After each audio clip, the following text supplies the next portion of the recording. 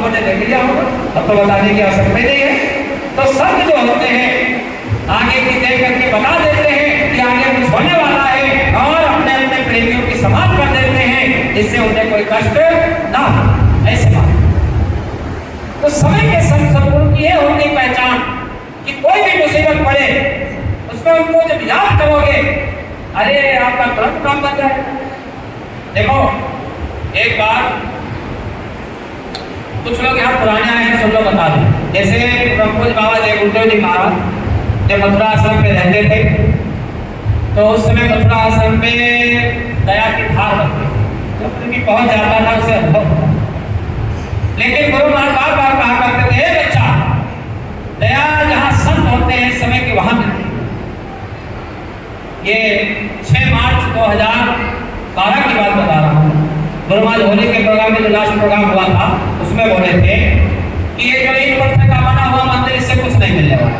और हम गुरु जी महाराज के वचन बता रहा हूँ, बाबा जय गुरुदेव जी के बोले जो ईंट पत्थर का बना हुआ मंदिर इससे कुछ नहीं मिलने वाला, मिलता तो वहाँ है जहाँ समय के संत होते हैं। अरे वहाँ कहाँ लाइन में लगे हो, इधर आ जाओ, कुछ पा जाओ, इधर आ जाओ। ये गुरु महाराज के वचन बता, ईंट पत्थर के मंदिर से मिलने वाला कुछ नहीं है। और जब कबीर साहब का वचन है, पत्थर पूजे हर मिले तो मैं पूजू पहाड़, और कासे तो चक्की भली पीस खाए संसार। तो समय के संग जहाँ पे होते हैं दया वहां से मिलती है।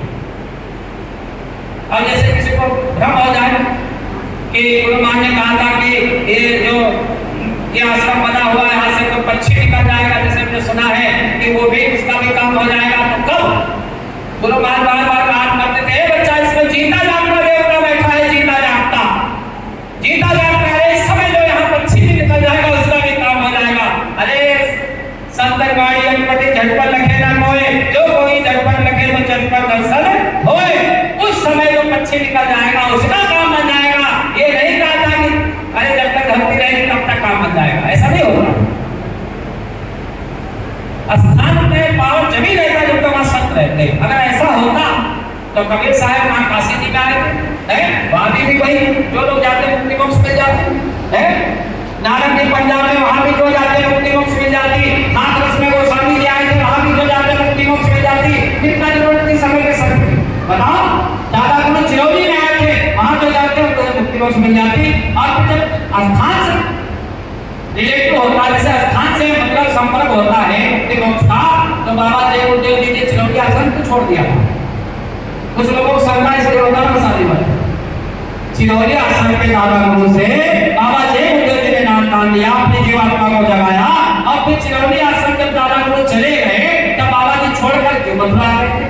बताओ, क्या हमने गुरु महाराज से प्रेम नहीं था? हमने क्यों आ गए थे? क्योंकि वहां पर भी संत रहे नहीं थे। अरे संत तो सदगुरु जय गुरुदेव ही थे, तो जहाँ जय गुरुदेव जाएंगे वहीं तो वो आश्रम बनेगा पवित्र है।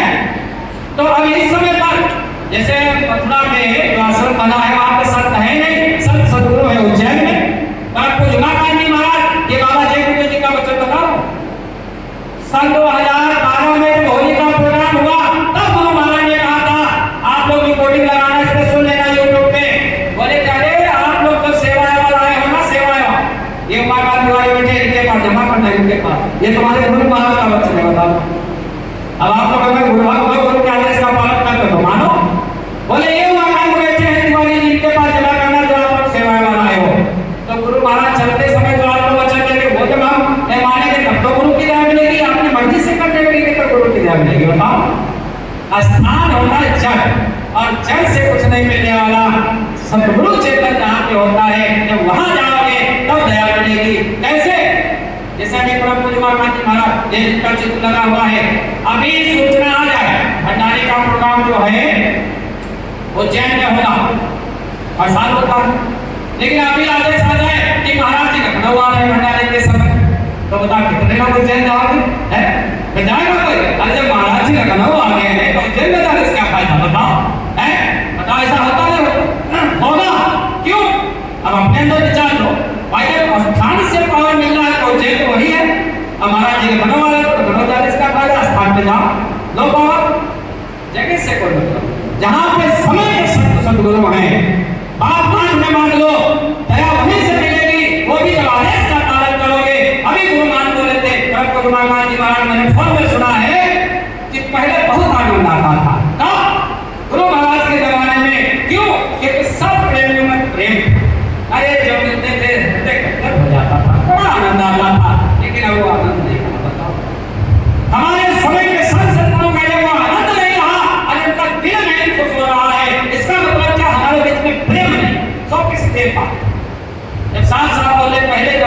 संभव नहीं है।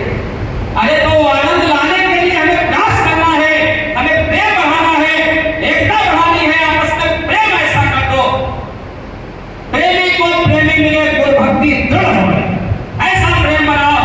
एक दूसरे की निंदा बुराई करने से प्रेम बढ़ेगा। अरे किसी के 4 बच्चे हों और आपस में डेली झगड़ा करे, लड़ाई करे, बाप खुश रहेगा? वो भी विचार बोलता रहेगा, वो मर जाएगा कि हाँ हमारे 4 बच्चे वो भी लड़ रहेगा। तो अगर पानी को खुश करना है तो हमें प्रेम बढ़ाना पड़ेगा, काम क्रोध लोभ मोह अहंकार को खत्म करना पड़ेगा। जब शील समा संतोष बिना विवेक प्रकट करेंगे अंदर, तब गुरु महाराज की दया मिलेगी, तब तक कुछ नहीं मिलने वाला। ऐसे ना जब तक आदेश का पालन नहीं। हनुमान जी की तरह बोलो, हनुमान जी गए लंका सीता का पता लगाने। सीता जी ने हनुमान जी को देखा, छोटा सा रूप हनुमान जी एक छुपे हुए थे राक्षसों। तो सीता जी ने देखा कि तुम कौन हो?